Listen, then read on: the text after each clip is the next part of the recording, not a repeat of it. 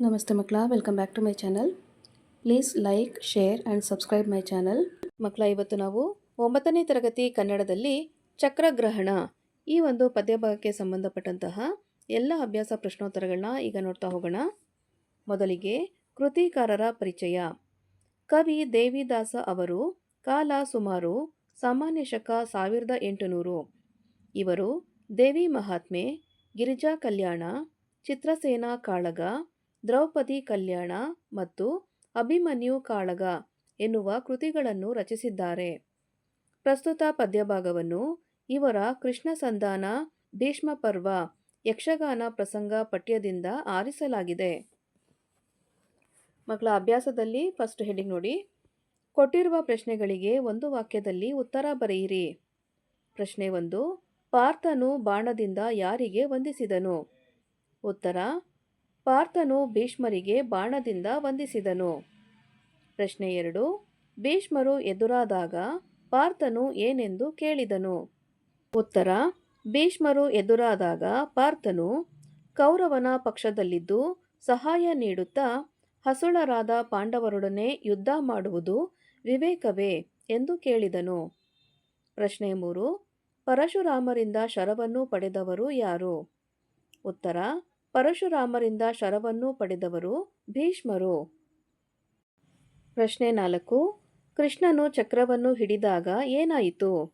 ಉತ್ತರ: ಕೃಷ್ಣನು ಚಕ್ರವನ್ನು ಹಿಡಿದಾಗ ಭೂಮಿಯ 4 ದಿಕ್ಕುಗಳಲ್ಲೂ ತಲ್ಲಣ ಉಂಟಾಯಿತು. ನೆಕ್ಸ್ಟ್ ಹೆಡಿಂಗ್ ನೋಡಿ ಮಕ್ಕಳ. ಕೊಟ್ಟಿರುವ ಪ್ರಶ್ನೆಗಳಿಗೆ 3-4 ವಾಕ್ಯಗಳಲ್ಲಿ ಉತ್ತರಿಸಿ. ಪ್ರಶ್ನೆ 1. ಭೀಷ್ಮರು ಕ್ರೋಧಗೊಳ್ಳಲು ಕಾರಣವೇನು? ಉತ್ತರ: ಭೀಷ್ಮರು ಅರ್ಜುನನನ್ನು ಪರಸ್ಪರ ಎದುರಾಗಿ ಯುದ್ಧ ಮಾಡುವಾಗ ಭೀಷ್ಮರು ಇಡೀ ಆಕಾಶವನ್ನು ಆವರಿಸುವಂತೆ ಬಾಣಗಳನ್ನು ಬಿಟ್ಟರು. ಆಗ ಪಾರ್ಥನು ಅದನ್ನು ಸಂಹರಿಸಿ ಮರಳಿ ಕಳುಹಿಸಿದನು. ಆಗ ಭೀಷ್ಮರ ರಥದ ಕುದುರೆಗಳು ಗಾಬರಿಗೊಂಡು ರಥವನ್ನು ಅತ್ತಿತ್ತ ಎಳೆದಾಡತೊಡಗಿದವು. ರಥದ ಸಾರಥಿಯು ಸಹ ಮೂರ್ಛೆ ಹೋದನು. ಅರ್ಜುನನ ರಥದ ಸಾರಥ್ಯವನ್ನು ನಡೆಸುತ್ತಿರುವವನು ಶ್ರೀಕೃಷ್ಣ. ಆದ್ದರಿಂದ ಸಕಲ ಶಸ್ತ್ರಗಳು ಅಪ್ಪಳಿಸಿದರೂ ಈತನಿಗೆ ಏನೂ ತೊಂದರೆಯಾಗದು. ಆದ್ದರಿಂದ ಹೇಗಾದರೂ ಹರಿಯನ್ನು ಗೆಲ್ಲುವೆನೆಂದು ಭೀಷ್ಮರು ಕ್ರೋಧಗೊಂಡರು. ಪ್ರಶ್ನೆ 2. ಭೂಮಿಯ 4 ದಿಕ್ಕುಗಳಲ್ಲಿ ತಲ್ಲಣ ಉಂಟಾಯಿತು ಏಕೆ? ಉತ್ತರ: ಭೀಷ್ಮರು ಅರ್ಜುನನ ರಥದ ಸಾರಥಿಯಾದ ಶ್ರೀಕೃಷ್ಣನ ಮೇಲೆ ಬಾಣವನ್ನು ಹೂಡಿದಾಗ ಅದು ಉರಿಯನುಗುಳುತ್ತಾ ಕೃಷ್ಣನ ಹಣೆಗೆ ತಾಕಿತು. ರಥದ ಕುದುರೆಗಳು ಬೆಚ್ಚಿದವು. ರಥದಲ್ಲಿದ್ದ ಹನುಮನು ಹೆದರಿದನು. ಶ್ರೀಕೃಷ್ಣನ ಹಣೆಯು ಸೀಳಿತು.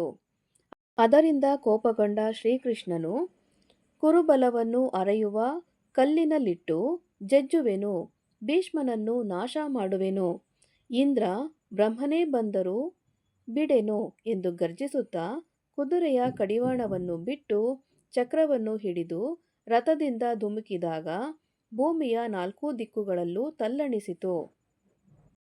ಪ್ರಶ್ನೆ 3. ಕೃಷ್ಣನ ಕ್ರೋಧಕ್ಕೆ ಭೀಷ್ಮನು ಹೇಗೆ ಪ್ರತಿಕ್ರಿಯಿಸಿದನು?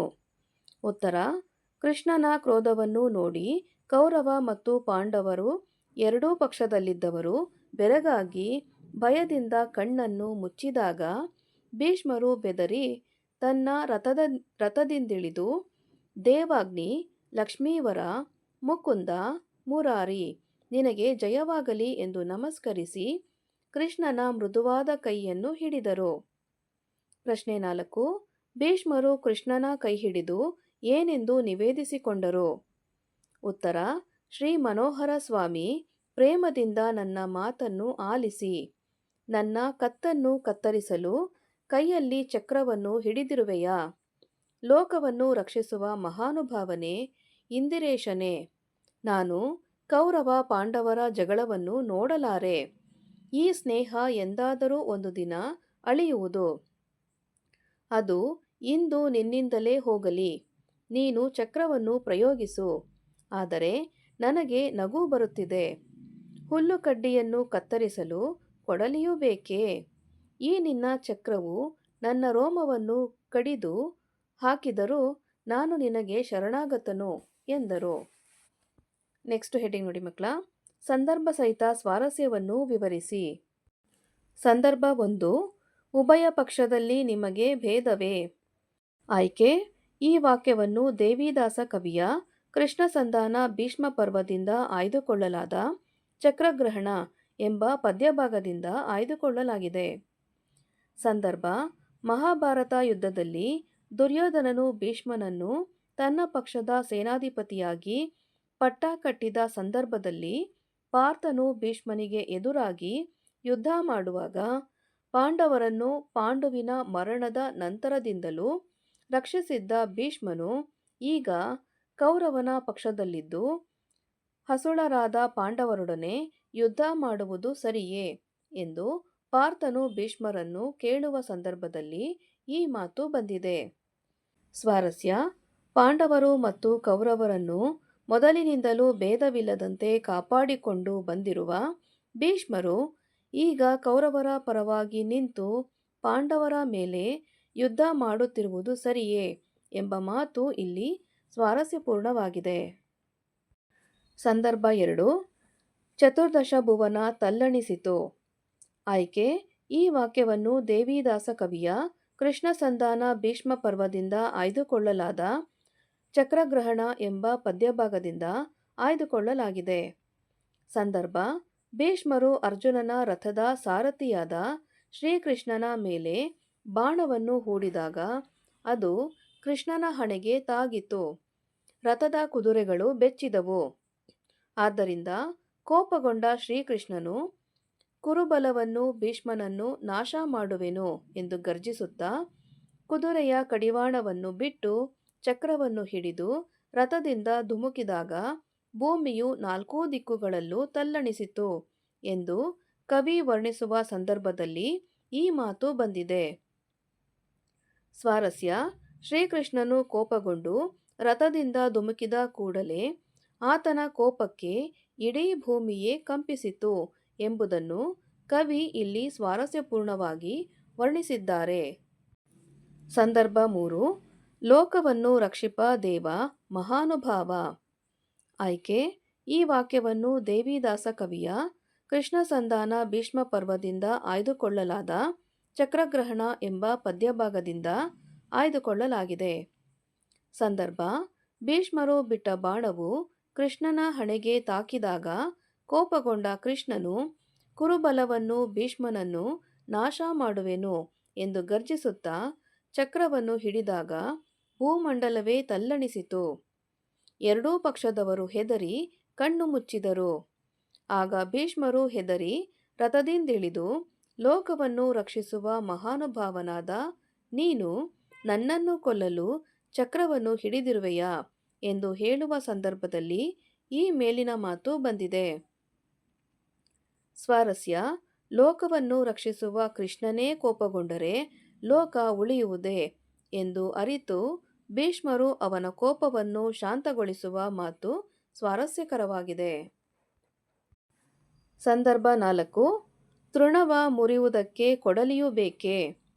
ಆಯ್ಕೆ: ಈ ವಾಕ್ಯವನ್ನು ದೇವಿದಾಸ ಕವಿಯ ಕೃಷ್ಣ ಸಂಧಾನ ಭೀಷ್ಮ ಪರ್ವದಿಂದ ಆಯ್ದುಕೊಳ್ಳಲಾದ ಚಕ್ರಗ್ರಹಣ ಎಂಬ ಪದ್ಯಭಾಗದಿಂದ ಆಯ್ದುಕೊಳ್ಳಲಾಗಿದೆ.